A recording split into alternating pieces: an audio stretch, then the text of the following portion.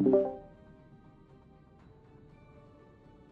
and welcome to NGS. I am Jayzon, and tonight I got with me a very special guest to help me co-cast this one, Arrow. How you doing, man? Thanks for coming on tonight. Good, thanks, man. How are you? I'm doing well. Off work, got the camera all straightened up, and we are ready to go. We got these teams in here. Well, I think we got it. Hats are all good, and they've even got the same portraits, man. Portrait synergy, so important here in NGS. They're already winning, in my opinion. All right, so we'll quickly go over these maps for you guys as we get ready to go into this game number one. Tomb of the Spider Queen is the map of choice here for the side of Roll 1, who won the coin toss. On the other side, Dank team selected Battlefield of Eternity for our second map. The banouts were Sky Temple and Brax's Holdout. So.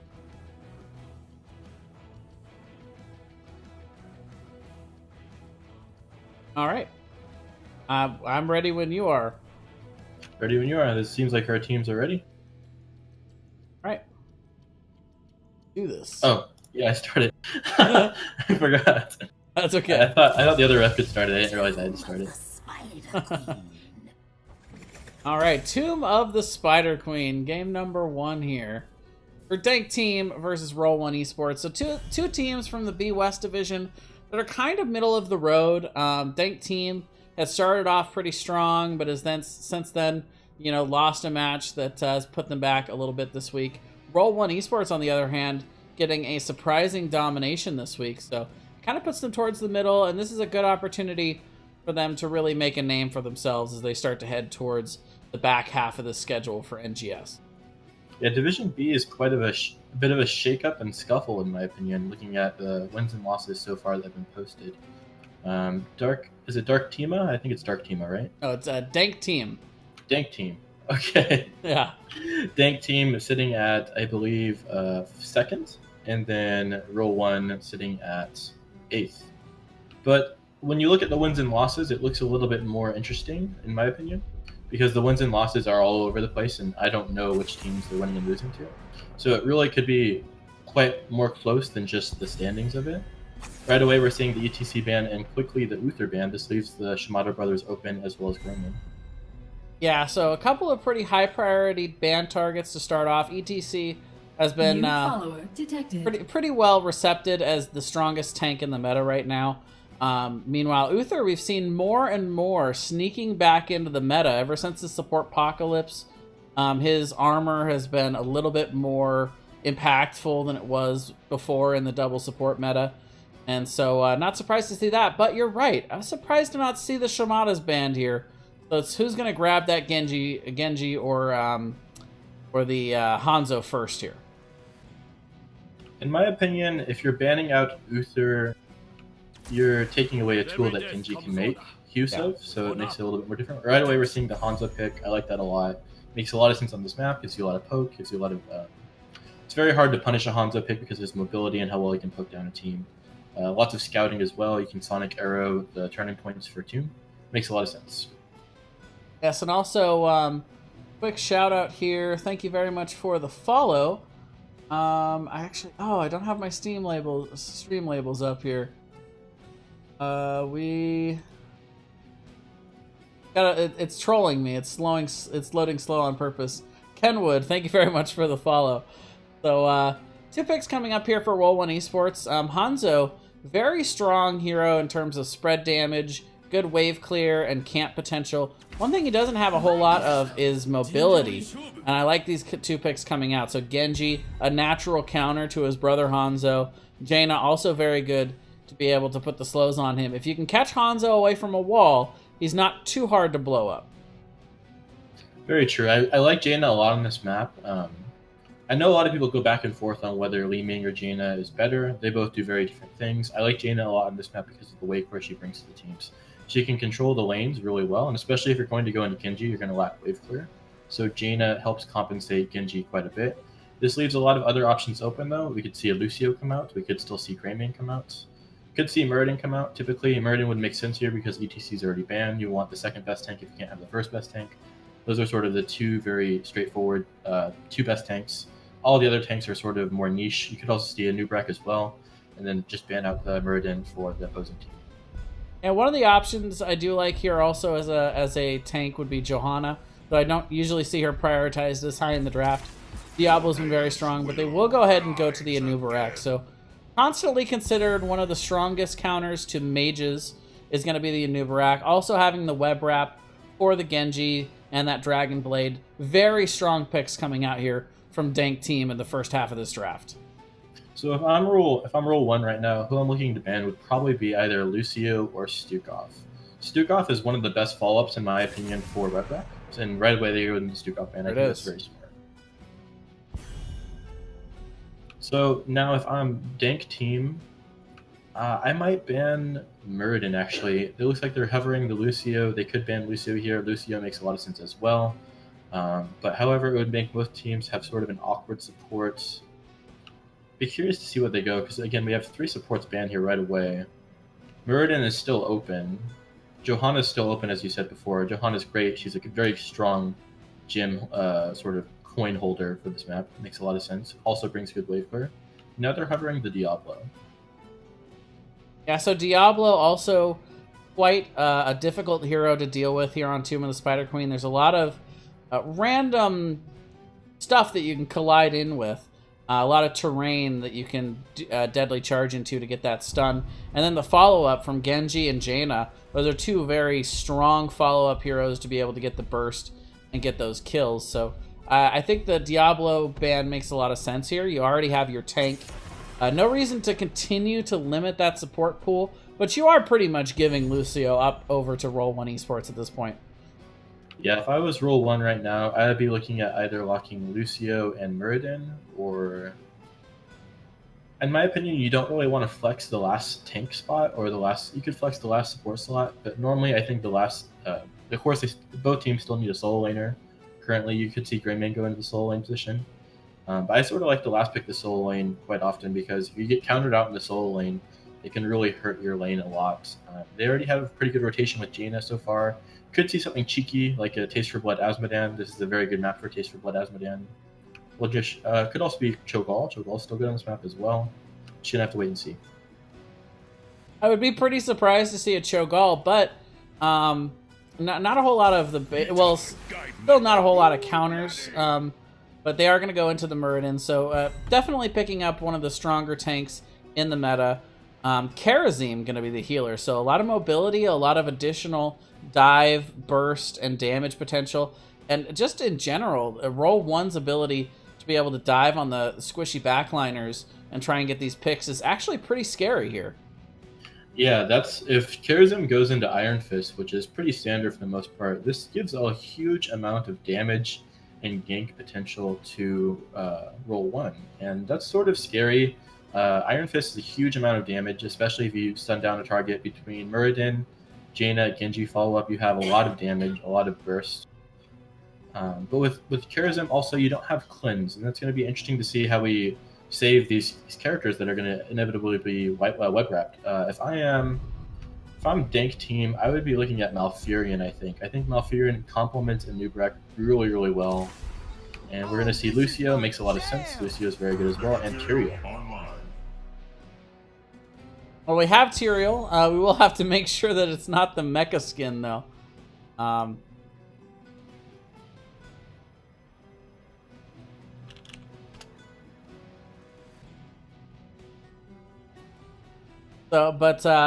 Yeah, I mean, pretty standard pick with the Lucio. It's what you would expect with the mobility that he grants. Rhaegar was also an option, but I do think that the Lucio is better at aiding the team and handling with the burst with that extra mobility and the sound barrier post 10. I think that it's as strong, if not stronger, a pick. Yeah, it's very interesting that we don't see more lockdown, because typically you don't want to draft a Nubrak with just a Nubrak as sort of your sole stuns lockdowns. But it's okay. We see Ragnaros come out from the solo lane. This is pretty easy. So it looks like it's going to probably be a Ragnaros versus Greymane solo lane matchup. I think that favors Greymane a little bit, but it is a skill matchup, of course. It also depends on what build Ragnaros goes. If he goes the smash build on level 1, where he's dependent on last hitting, it makes his laning a little bit weaker. Yeah, a big deal for Ragnaros, though, on this map is his ability to defend structures. When you have pushing objectives, such as the Punisher, the Immortal, the Web Weavers here on Tomb, Ragnaros can be a very good counter to just use that Molten Core, be able to push the enemy team back, and really prevent them from getting good value out of their map objective wins. Yeah, Lava Wave is actually something we've seen in pro-level play on this map, which is sort of surprising for a lot of people because of how contingent this map is on lane pushing. Lava Wave makes quite a bit of sense. I do worry a little bit about the wave clear for Dank team, just because Tyrael and Nibrak doesn't quite have the best wave clear, and between Jaina and Ragnaros you have a lot of wave clear. It's going to be pretty dependent on Greymane going cocktail build and getting his quest fairly quickly done for the wave clear for Dank team. All right, and we are loaded in here onto Tomb of the Spider Queen for game number 1. On the left, it is going to be Dank team. Crystal Math on the Hanzo. Mac Attack is going to be on the Lucio. You Should GG on the Greymane. Ha ha ha ha ha on the Tyrael. And Asian Gamer on the Anubarak. For our other team, Dank team, Roll one Esports, yep. Newborn Matt on Jaina, Tofts on Kirazim, Zads on Ragnaros, Big Beard on Genji, and MG Doom on Muradin. All right, so it looks like both teams are going to go ahead and rotate to the mid to start this one off. Go ahead and bring up the talents here for you guys. We'll see exactly what these teams are going to be looking to build here. So right away, we are going to see Hanzo going into the Redemption, trying to get those, trying to get the extra attack speed there off the Roar for that quest. Not something you always see. A lot of times we see the scatter shot build, so we'll have to see what exactly Crystal Math is looking to do on this one. And MG Doom taking a lot of damage, has to leap out, the Nubrak stun misses. Ooh, but he still could go down. The follow-up Impale did hit him. A nice follow-up and coordination there from Dank team, but the return kill from roll 1 here, as they're able to punish the Anubarak for diving so far in and not saving that burrow charge for the escape. So both teams doing a nice job of punishing the out-of-position warriors to start this off. Indeed, Tofts showing off the power of Iron Fist Karazim. Makes a lot of sense. Level 1 Karazim is very strong. Can put out a huge amount of DPS if the target's standing still. And between Jaina slows and Karazim damage, it does work out to where he does die there. Very nice to have the slows to help Karazim secure those last few hits. Right away in the bot lane, we see Ragnaros go down to Hanzo, getting some redemption done. Doesn't quite have it yet, but he will have it soon. Yeah, nice rotation in from the Tyrael as well, so they are able to come in and get that gank. Now we're actually going to see Crystal Math going back to the top lane here, or going back to the mid, I should say, to help. And Big Beard in a lot of trouble here. Topps also caught out a bit, is not going to have the dash, and will get finished off by the slow but steady auto attacks from Mac Attack there. 2-for-0 exchange, and now Dank team starting to get these picks in these rotations. Very unfortunate. We see immediately Dank team getting a very nice gem advantage over roll 1. Very unfortunate. That Anub stun was very clutch in securing those kills there. And we did see Ragnaros also go into his hammer last hit build, so watch for that. He will be able to melt the tanks later on and gets the quest done very, very well.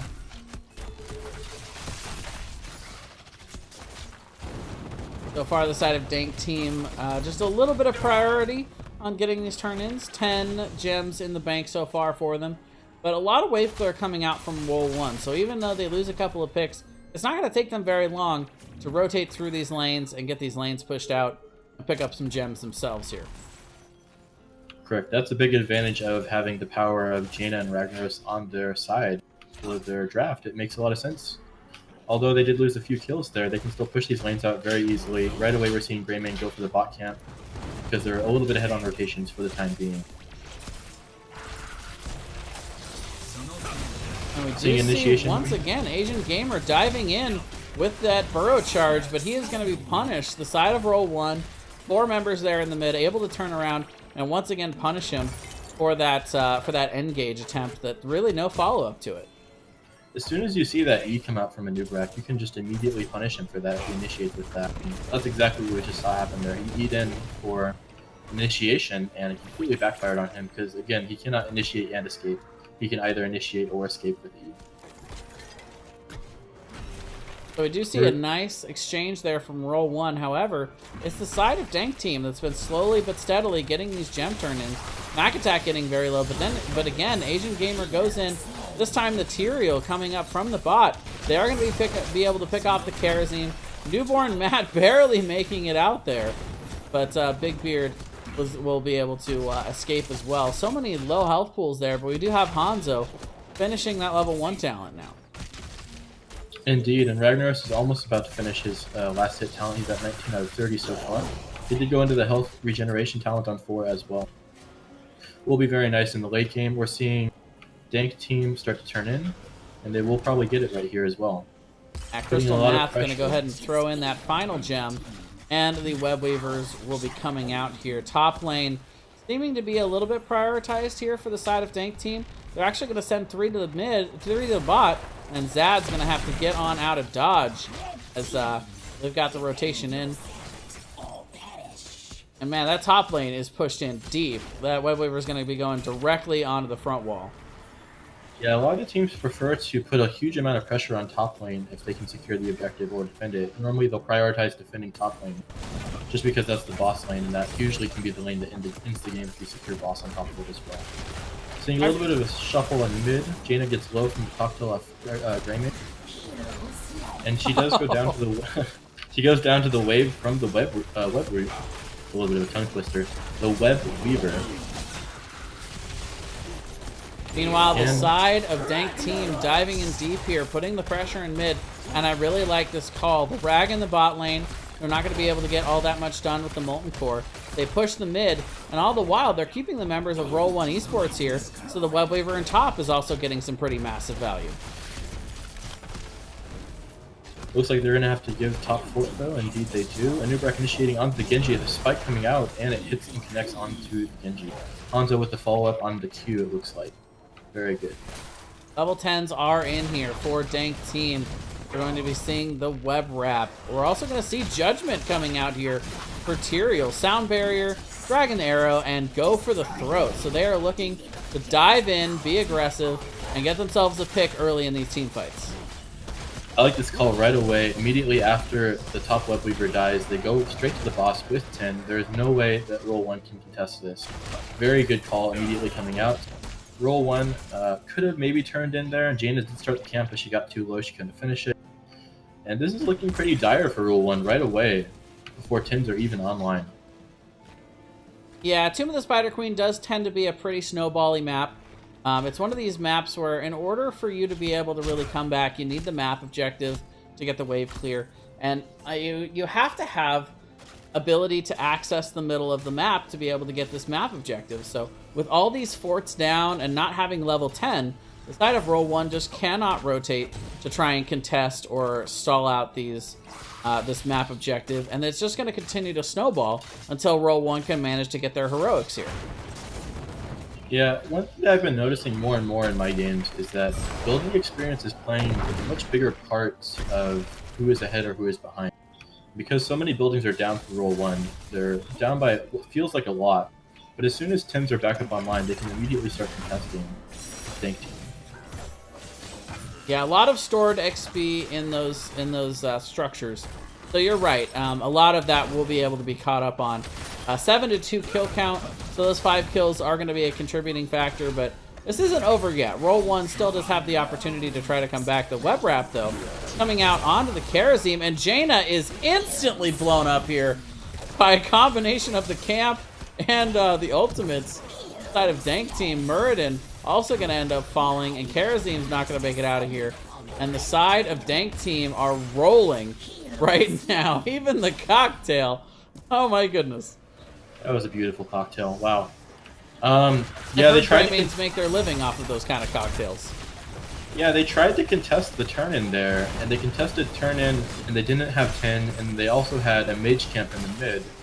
So there was just so much to go against there. Ragnar's going into core. He should be able to defend this reasonably well. He did go smash as well. Very nice ult from him. Yeah, the snap pick, and now the ring coming out, and all of a sudden, Roll One Esports looking to turn on this. They get the Web Weaver down to about half health. They will be able to deter that off the keep, and that is exactly what Roll One needed to be able to give themselves a little bit of breathing room here. Yeah, it looks like Roll One is going to go over and defend top. I like this a lot. Bot's totally okay. Top keep is under pressure. A lot of quests coming out that are finished. Jaina just finished her level 1 quest. It gives her a huge amount of more damage when she connects her spells onto one target. Greymane's Cocktail is at 9 of 15. Ragnaros is finished with both of his quests, health and dismount. Yeah, meanwhile, still a 3-level lead. Still got that 13 talent tier advantage over on the side of Dank team. They do aid the push here, so all the front walls have taken a lot of damage or been taken down altogether here. So Dank team just needing to be a little bit patient here to get, to really get their feet back and get their bearings once again. But now they are setting a nice trap here for Roll One. The web wrap comes out. We see Tops responding, but we are going to see the dive in onto Jaina from that judgment. And the side of Dank team is coming after them on the backside. And right now, Roll One is split up really hard. We see the sound barrier coming out. We'll be able to support them through, but Greymane ends up going down to Zad on the back end here. Camp will be stolen, and so many members low here. Zad making it out with less than 200 health. With the side of Dank team, they do trade 1 for 2, but they get the camp, and they get a nice amount of pressure here. Yeah, that was an interesting fight. It's interesting looking at these fights because the ring was fairly good. All the ults were fairly good. The sound barrier from Lucio just sort of made it really tough to kill anyone there. Very good sound barrier from him. So now we see Roll One trying to wave clear, trying to get to that level 13. But at the end of the day, Dank team is soaking their way to 16. So if there's going to be an even talent tier here, it's not going to be very long. It's going to be a very small window for Roll One to be able to get an even fight. That's correct. It looks like Roll One does have turn-in, so they could look to potentially do that. They have 3 people at the top turn-in, and they sort of back off. Dank team doesn't quite have turn-in yet. They will have it soon, though, even with the gems that they already have. They could potentially try to contest on 13. I think that'd be very smart. Judgment comes in, and immediately Genji gets blown up. 7-sided coming out, ring as well. And they get a good ring off there. However, Jaina's in the web. And it looks like they could turn this. They're getting everyone quite... Ragnaros does go down. Someone needs to pick up those gems. Verdin gets some of them. And 3-4 currently. Nubrak poking forward, but Jaina putting a lot of damage on him. Verdin getting booped out. Close fight there. For a second, I thought Dank team could definitely take it. That was definitely their moment to try to contest a fight. Ragnaros going down, the gems getting picked up, helps compensate that death quite a lot. Get the turn-in. They desperately needed that turn-in. Very glad they got it. Yeah, really big web wrap coming out that time around from the from Nubarak, Asian Gamer. Being able to hit that on Jaina prevented the follow-up from the other abilities from Newborn Matt here to that big ring, and they were able to pop the sound barrier in time to be able to keep everyone alive through that. And they were able to get a couple of kills before Jaina was able to really come out and really affect that team fight from the web wrap. Ragnaros might get picked off here. He goes, oh, almost. So close on that Ragnaros, able to go into the core. That would have been a huge moment where they could have potentially had a huge turnaround. Being that close to Ragnaros in a core makes you very susceptible to his stun, and as a result, you can combo a lot of abilities off that. Very big pick there. Yeah, so we are going to see all the ultimates up here for the side of Dank team, and while that turn-in was nice for Roll One Esports to be able to de-push these lanes, without level 16, they don't really have the ability to get anything out of it in the long term. No real structure damage, and for now they're going to have to back up being short the Ragnaros. They do have Rag back, but still almost 2 full levels until they have that 16 talent tier. We're seeing Dank team immediately posture to turn in. I like this decision a lot. They could even maybe go boss as well. We're just going to have to see if they all... Okay, so it looks like they're just going to go for the turn in. That's totally fine. 16 is a huge talent tier for both teams. Dank team has map control heavily. They're going to be very reliant on Ragnaros and Zad going into core to defend this. Yeah, they should be looking to get at least 1, if not 2 keeps here out of this web weaver phase. They are pushed out a bit, but we do see the charge in, and Ragnaros gets completely blown up once again. Big Beard is going to be hit into the web wrap. The ring hits a couple, but that's not going to stop Yusha GG diving in, getting the kill on Karazim. Genji goes down 3 for nothing, 4 for nothing as Newborn Matt goes down, and now the side of Dank team pop the sound barrier, and they're going to go ahead and turn onto this keep. Yeah, that was very unfortunate watching the Ragnaros just be out of the position there just for a second. Asian Gamer coming in there to punish his position. It was very heartbreaking to see because their whole defense relies so much on Ragnaros just being able to be there and to go into core for their defense around the core. It looks like it probably will be game here. Ragnaros does get into the core though. He does swing on a Newt Rack. Very nice. Some other abilities coming out. Ring is on cooldown still though. 7-sided is about to be up. But we do see the core falling here, 33%, as the members of Dank team are going to go ahead and turn around and get the core. All the keeps go down. And game number 1 going over decisively to Dank team here. They were in control that entire game, it felt like. That's correct. And the next map is going to be, what is it going to be? I'll start it again. Battlefield of Eternity. BOE, that's right. Very, very decisive game for the most part. I felt like the game sort of won pre-10 for the most part, where you saw pre-10s, or after 10s came online for Dank's team, it really felt like sort of the nail in the coffin for our opposing team, Rule 1, to really sort of come back into the game. Yeah, and it's a very snowbally map where it's just so hard to contest, and they just couldn't come back in that one. It was definitely a valiant effort for them trying to get back into that game, but at the end of the day, once you get behind on Tomb, you really just have to be able to take team fights, and it seemed like the side of Dank team had a really good blow up comp, and they executed it very well when they wanted to initiate. Yeah, there were some great rings from Jaina coming out, but it felt like the Nubrak was just sort of too much. He was a very strong initiator. You only saw that one death on him over at the North turn-in, the top turn-in. Other than that, the Nubrak played extremely well, and it felt like the Nubrak really just sort of controlled the tempo of the fights for Dank team, and as a result, they couldn't really quite contest it.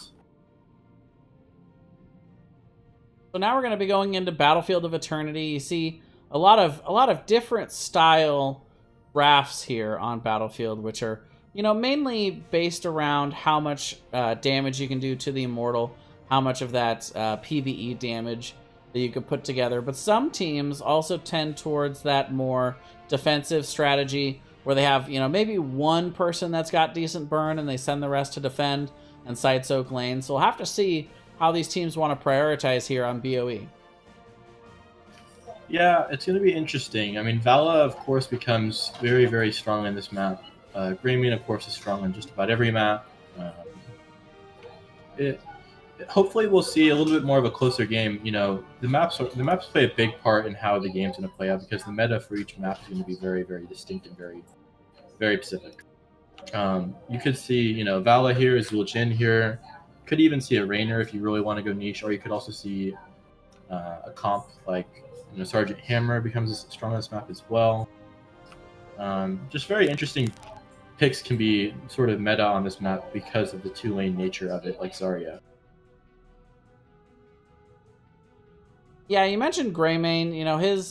His stock definitely goes up on this map. Like you said, good on every map. He's got a lot of good qualities in his kit and what he can do.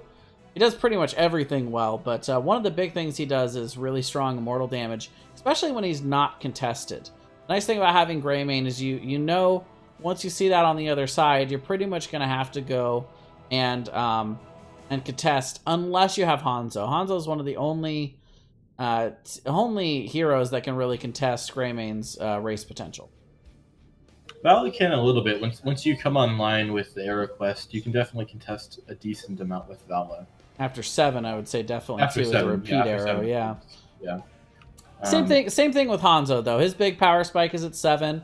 Another hero we don't see quite as much nowadays is Lunara, who does have a power spike at 7, but a lot of people A lot of times they'll go with that splintered spear instead. So a lot of power spikes that happen kind of late into that first immortal phase. One of the things I really like about Greymane's kit though is he doesn't require that at all. He's got it right from level 1. Exactly, and one of the big things about Greymane too is he's a very hard to counter pick. There isn't really a distinct counter to Greymane. You can sort of soft counter him with Arthas, but it's not really the best. You could sort of counter him with Blind, but he has a lot of ability damage with Cocktail and with Go for the Throat, and with his Cursed Bullet as well. He's just so much kill security, and he just brings so much to your team. He's very hard to punish. Whereas Genji, there's definite counters to Genji, whereas Greymane's frustrating because he's sort of good at everything and not bad at anything. Sort of like Sonya before Sonya was nerfed. Yeah.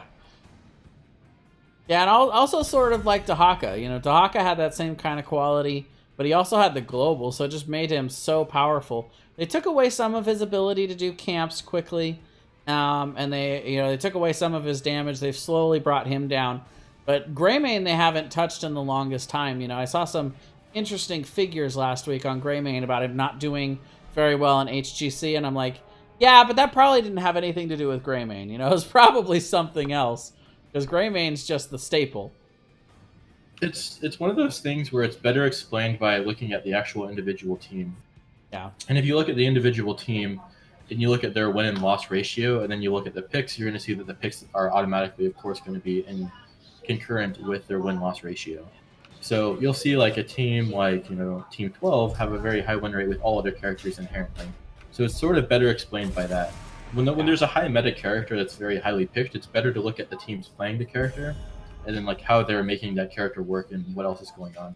Right away, we're seeing the Greymane ban come out for, I believe, Role 1, right? Role 1, yes. Role 1, right. Yeah, all that talk up about Greymane, now we're not even going to see him in this game. But not a big shocker here. I would expect Hanzo to be banned on the other side. It could be. I mean, there's a lot of good characters on this map. There's, Vala is still open, of course. Genji is still open if you want to ban Genji and then go Vala, because, Vala can, of course, be countered by Genji. A Anubrak can creep in, of course, as well. I was actually looking at some stats, I believe, for HGC, and Anubrak's win rate was extremely high in all regions, I believe. Yeah, see, I believe that this, we're kind of going back to the CC meta, where I think it's really, really powerful, CC that he has. Also, the escapability when they do start to get some burst damage out on him. I like the Hanzo ban here because his race is so good, but you do make a good point that there are a lot of good heroes here. So by banning out the Hanzo and the Greymane being banned out, now Row 1 Esports gets their first pick, and they're going to select Li Ming, somebody we haven't talked about yet. I don't know if I'm a fan of this because Li Ming is a character unlike Greymane. So if you first pick Greymane cannot really be punished by a lot of things. Like, Greymane can sort of be punished by Arthas a little bit, but not a lot. Whereas Li Ming can be punished a lot if someone goes into something like Anubrak, which we saw Anubrak just last game for Team Dank. And they actually opted to go to ETC Genji. Okay. So now that the Li Ming's pick is looking fine, they're not going to have too much problem with it. Li Ming can also spec into Force Armor on level 1, so she doesn't get too hard of countered by Genji. The light abandons no man. I love this pick here from Roll 1. They're going to go ahead and take away the Uther, who pairs very well with ETC and the Genji for that Divine Dragon Blade. So they're going to steal that away now. Uther, not always the strongest pick here, but he can go into that level 1 talent for Hammer of Justice to have the extra CC on the Genji and have a little bit of mana regen when he's being able to hit the Immortal to keep him a little bit more sustainy over the long term here in Battlefield. I like both these picks a lot. So Uther and Diablo both have point-click stun abilities, and for Genji, that's the Descents. Extremely strong, as well as if you go Hammer of Justice on top of Divine Storm, you hard counter Genji. However, we will need some sort of interrupts for ETC. At the moment, the only thing that we have potentially available would be Wave of Force, as Diablo's interrupt, it doesn't make him unstoppable. So he could maybe Apocalypse it, but that's not really the best counter, and Uther can't really counter it with Divine Storm, because Divine Storm's the same radius as Mosh.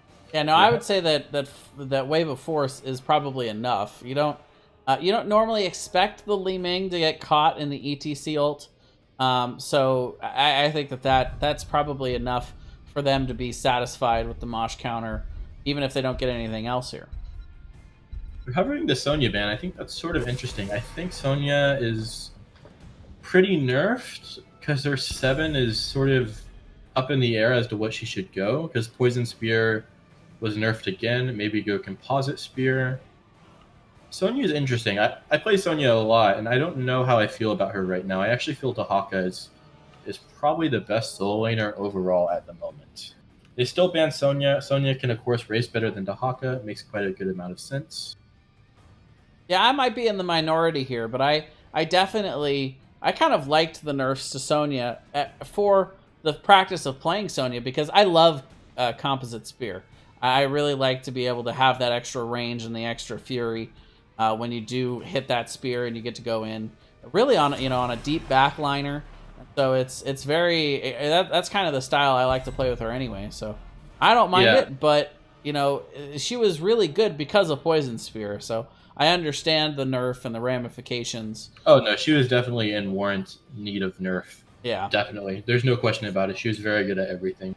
Yeah. I mean, the combo with Wrath, where you spear someone and you seismic slam them and then you spin on top of them, would kill just about everyone, which is an insane amount of damage. Yeah.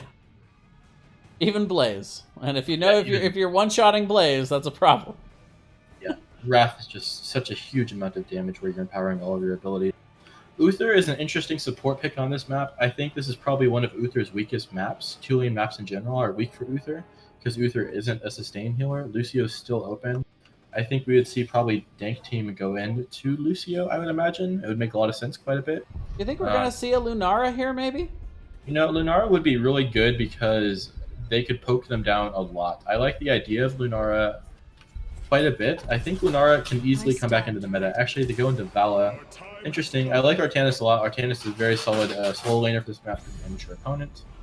Vala is interesting because I think Lunara is definitely viable right now with how tank heavy / warrior heavy the meta is. Lunara could definitely creep in. Like we're seeing picks like Jaina creep in because she can weave her frostbolts in between each targets. Yep. I think we're definitely gonna start seeing Lunara come in because we're already seeing Tygus come in a lot as well.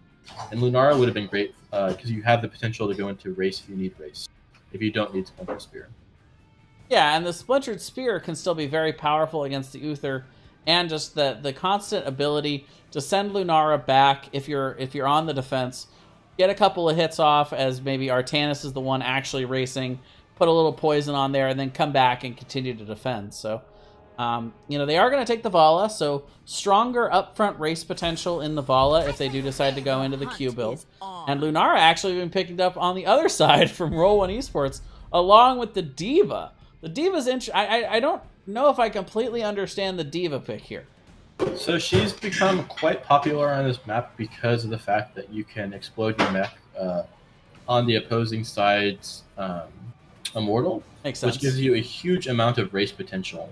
Because if you're zoning them out, like she can spec into the delayed explosion, you're zoning them out extremely hard.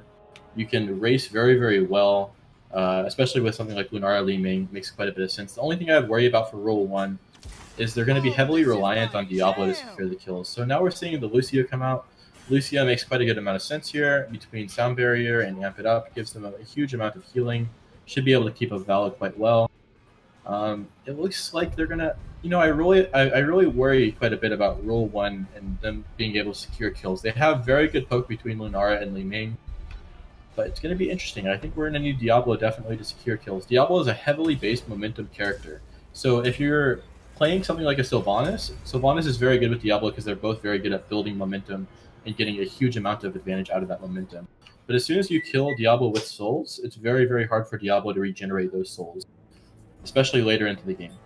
Yeah, and especially on a 2-lane map like this. We see a lot of Diablo be successful on maps that are heavily rotation-based, where he can constantly rotate between the lanes and get those extra souls from the minions. But here on BOE, it's kind of hard to get them early in the game. You're only usually in one lane, and then it's kind of hard to get them later in the game as well if you do lose them. However, on the flip side, Diablo is a fairly good counter to Lucio, because he can always slam them against the walls that Lucio wants to wall right on. So sort of a preemptive counter as well. But again, those souls, it's going to be all about those souls. Immediately saying Devil's Due. I think Devil's Due is just the default talent on Diablo. It makes the most sense. Astral Presence on Ling Ming. Sorry, do you want to introduce the characters before I just start going over the talents? Let's go for it. On the left, it is going to be Dank Team. You should GG on the Genji. Mac Attack on Lucio. Crystal Math on the Vala. Ha ha ha ha ha on the ETC. And Asian Gamer is going to be on the Artanis. For roll 1, we're seeing Zad on the Diva. Toffs on the Uther. MJ Doom on Diablo, Big Beard on Li Ming, and Newborn Matt on Lunara. Li Ming poking a little bit with Orb Missile combo, looking for ETC. Misses, unfortunately. Yeah, that was a slick dodge there. Ha ha ha ha ha. Barely being able to get away from that one. But we'll receive a little bit of pokes here. And, you know, you mentioned the level 1 talent here. Very interesting. Astral Presence from Big Beard. So going to have a little bit of extra mana regen in the mid. And, you know, especially during these long battles here on Battlefield of Eternity. The only problem here that I have for roll 1 would be how are they going to be able to mitigate the damage that's going to be happening? They're very good at having sustained damage between Li Ming with Astral Presence and Lunara. They have very, very good sustained damage, but they don't quite have sustained heals. It's going to be a little bit interesting to see how this 4-man works out. Yeah, I think a lot of this is going to fall onto the shoulders of Toffs and really saving those healing cooldowns for when they're most necessary. You don't want to burn those long cooldowns on just any old damage. You got to save it for when, you know, the heroes are really clumped up for the wave and those big Qs. So like right there, Toffs throwing out that heal or for wave clear. That's going to end up being punished later in the game. But speaking of being punished, being suplexed and charged into tower range, MJ Doom setting up first blood here for roll 1. Beautiful coordination from MJ Doom. He flips them and he pushes them to the tower, and Toffs immediately stuns and it works out perfectly to where he's getting hit by both tower shots. Extremely good coordination out of that play. While up in the top lane here, Zad struggling a little bit here in the solo lane. Big Beard gonna come up and try and give him some help. They are setting up for it. Big Beard, I think, waiting for that shot, and there it is.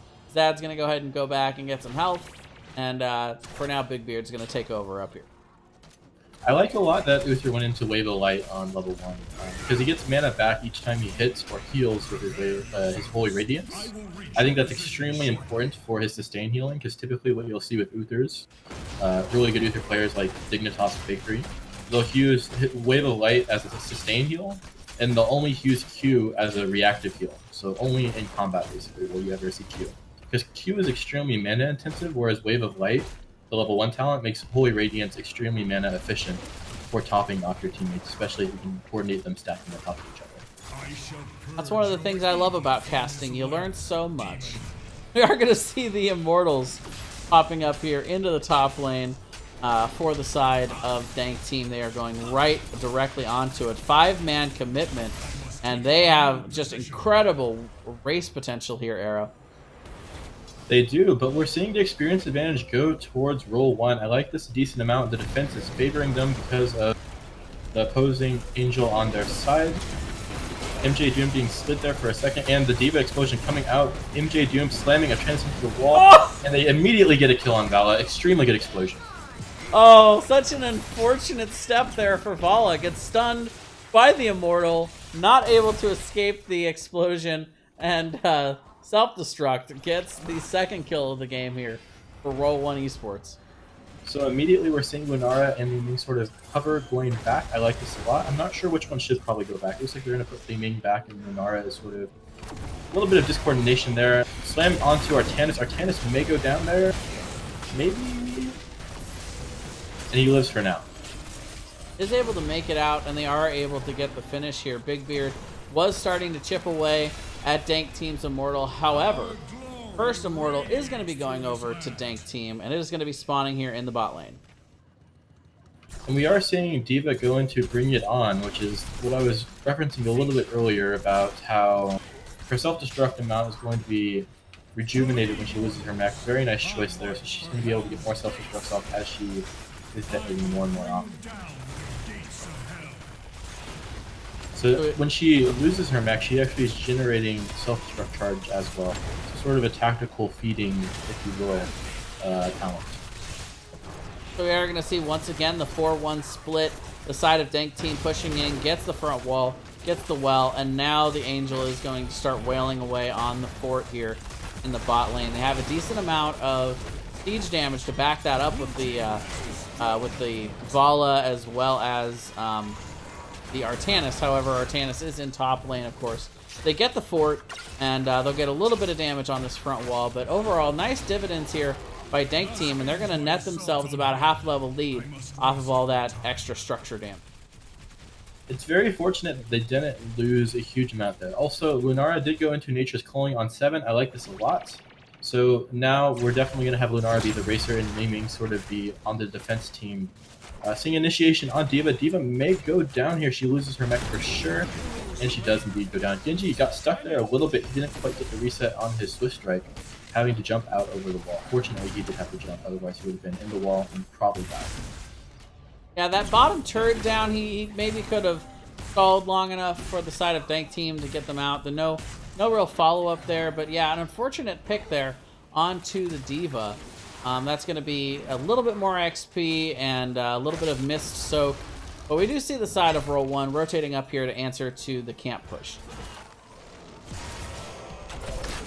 Ooh, swap onto the Uther, and it's okay, he gets out. Ooh, that was a little bit scary at first, though. If they had stuns on top of that or some sort of CC-like loot, it would have been very, very dangerous for Uther to have been swapped. We're seeing D.Va go into nuclear option on 7. I like this a lot. She's going to be able to buy her team more and more time to be able to race on the Immortal. She did use her explosion on the camp, though, and she does get contested. Barely misses it! She's going to have to pay for this. She's going to have to die here. Oh, man. Very unfortunate. She did use her mech explosion to make that camp run faster, so not only is she losing her mech in her spawn, which is, 1.5 deaths, but she also is losing her mech explosion, which is such a pivotal part of their strategy here. Liming, body blocked by Artanis as well with the charge. She may have been able to blink out over the wall, but it looks like the body block from Artanis is securing that kill perfectly. 10's coming out here for Team Dank, and it's looking pretty dire. Only behind by a level though, but you do have the Lunara race. Very fortunate that Lunara is still alive, but I don't know how they're going to be able to defend this. We're seeing Strife, Mosh Pit, Sound Barrier, Dragon Blade, and Artanis holding on. Yeah, this is going to be a tough defense for the side of Dank team. Heroics are in here. It's going to be Suppression Pulse, Strafe, Mosh Pit, Sound Barrier, and that Dragon Blade for the side of Dank team. They're able to get in here, and roll 1 will not be. So we do see the missile build coming out here from Li Ming, but we're going to see the Lunara getting swapped out, the boot back, the Dragon Blade, and the Sound Barrier to support it. And Lunara is going to go down, but you should GG going too far. And the counter kill coming out from row 1. Very nice counter kill. Stun from Toss on Uther, helping secure that kill. Very, very nice. Yeah, we are seeing the missile build on Li Ming, and I actually have seen the missile build on this map, just because it is such a heavy poke-based map. Missile build does actually make a decent amount of sense, and you can make a pretty solid argument for it, because you're poking so much that you can actually get quite a bit of value when you're connecting those missiles on either one person or the Immortal. Swap barely missing Li Ming there. Very, very scary if she had gotten that, or if he had gotten that swap out. Yeah, I do like the missiles for the Immortal, but definitely hard to pull off in team fight damage until level 16 comes in. We are going to see the self-destruct coming out. Side of Dank team, we'll take a quick break and walk back here. Ton of damage onto the Immortal. So a nice zoning tool also used there by Zad in terms of being able to give them some room, but Lunara steps out a little bit too far. Nice setup and execution there from and the other members of Dank team. We did see Divine Storm as well be picked up here. I think that's a little bit interesting, but they do have a decent amount of melee, and of course against Genji, Divine Storm is a very strong counter for him as well. I really like Divine Storm. I know some people don't, but when there is like 3 melee, I think Divine Storm is extremely good. You can just Hammer of Justice on 4, Pursuit of Justice, run in there, drop a Divine Storm, can be extremely powerful, and can definitely turn a whole engage around.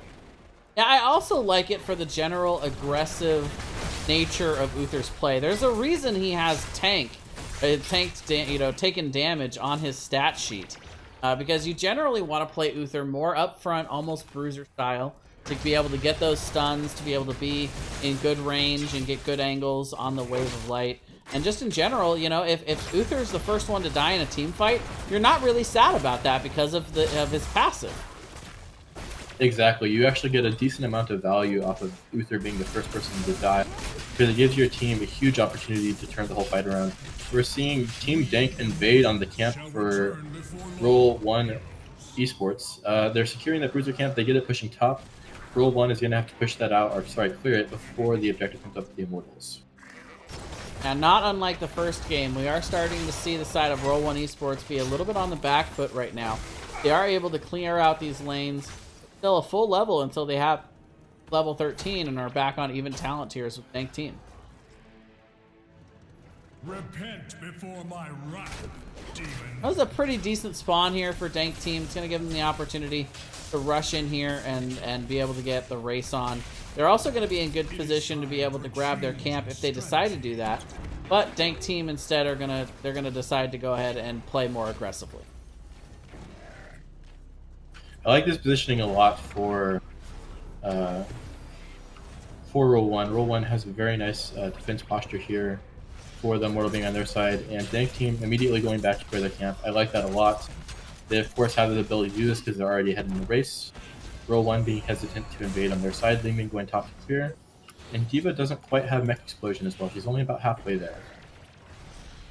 Yeah, so we are going to see the D.Va going out to lane, and that is going to proc the instant dive here from the side of Dank Team, trying to force in this 4v5, trying to get some good poke damage onto the Immortal. And the stun actually coming down onto Lucio. We'll see that followed up, and the Genji stunned 3 times there. Sound Barrier is going to come out. But right now, the side of Role 1 Esports coming in here, getting a ton of damage onto Asian Gamer. They're looking for that reset. You should GG, though, on the backside. Ha ha ha ha ha! Gets the mosh pit and is able to somehow live with a green health bar at almost nothing through that entire time. And Dank Team comes out with a huge play here in the mid-game. Yeah, that was actually a really close fight in my opinion. Divine Storm came out. Divine Storm came out and hit Artanis, and then Artanis got stunned by the Immortal on top of the Divine Storm immediately after. It looked like, I thought for sure Artanis was going to do that. Yeah, I don't know how Dank Team didn't lose somebody there. It's through the magical power of Lucio, I imagine. We're going to see the charge in. Asian Gamer gets stunned, but Toffs has come out a little bit too far. We'll get some healing out to be able to back up. But right now, the Immortal has spawned very big shields. Is going to get the damage out onto the keep and knock it down. Self-destruct is barely going to catch. Actually, misses the Immortal there, just by a tad. But we do see the D.Va going down, but they exchange it for the Artanis here. I don't know I'm not sure if the Immortal normally AI paths to kill that tower in the middle. Very interesting. Ooh, Lunara Lunara going down to the auto attack of Valis. So close. I thought for sure Lunara was going to be able to hit the well and be okay. So we are going to see the Immortal going in onto the core here. 50% down now. The kill onto Uther as well. Sound Barrier coming out to really give Dank Team the ability to take down this core. And that is going to be it. Game number 2 and the domination of this series going over to Dank Team. Indeed, Dank Team takes the series 2-0. Game 2 looked fairly close though. I liked the Lunara pick. I liked the D.Va pick. The Uther healing was very, very low in comparison to Lucio. You know, there's very few healers that can sort of rival Lucio in healing. Uther definitely not one of them. Uther, not enough trait value, man. Not enough trait value. Needs to feed more, for sure. Thank you, Seventh. Yes, I do know a thing or two about Uther passive value. Thank you. But we do see a very impressive series coming out from Dank Team. Good macro play, good team fighting ability, very solid drafts in both of these maps as well. But overall, just good execution. They fought together as a team. You didn't find too many examples where they had teammates, or team members that were left out and left open to ganks. And just in general, they played very clean tonight. Yeah, they had very few mistakes for the most part. Didn't lose too much. I like their drafts as well. It was that Mosh was really interesting because ETC was extremely low. I'd imagine Wave of Force was probably down, which is the reason why that fight got instigated. The reason why I don't like having one interrupt on Mosh, such as a Li Ming with Wave of Force, is because if at any moment you miscalculate a kill where you're hoping to get a reset with Wave of Force, and you commit a Wave of Force, and then you don't get that reset, it instantly can be the start of a Mosh. And then you don't have the reset potential to interrupt it because you committed Wave of Force to a kill that you thought would happen. Maybe that's what happened there. I wasn't watching too closely, but ETC was extremely low. That whole Mosh, it was amazing that he lived. He had full Inara dots on him. Yeah, somehow managing to live through Mac Attack and that extra healing able to give, and just really, you know, that fight is one of those fights that you could go over and watch probably, you know, 10 or 20 times over and still continue to find more and more and more details about it. But overall, just congratulations to Dank team, you know, and also congratulations to Roll One for coming out tonight, putting on a good show for us. Both of these teams definitely coming out and putting their best on for us and giving us a good show to watch tonight. And that's going to pretty much do it for us, guys. Arrow, you got any shout-outs? Where can we find you? Give us your whole thing. Sure. Yeah, I stream occasionally on Twitch. I'll stream quite periodically. I might start doing coaching. If someone's interested in doing coaching, you can definitely approach me on the NGS Discord and ask if you want some tips for coaching. And yeah, my team, of course, is DYK for Division A. I think we're in second or third place. I'm not quite sure as to how the standings work out. Putting up a good, solid showing in Division A. Very nice. Well, that is going to do it for us tonight, guys. For NGS, I am Jayzon. He is Arrow. And we will see you guys next time. Have a good night.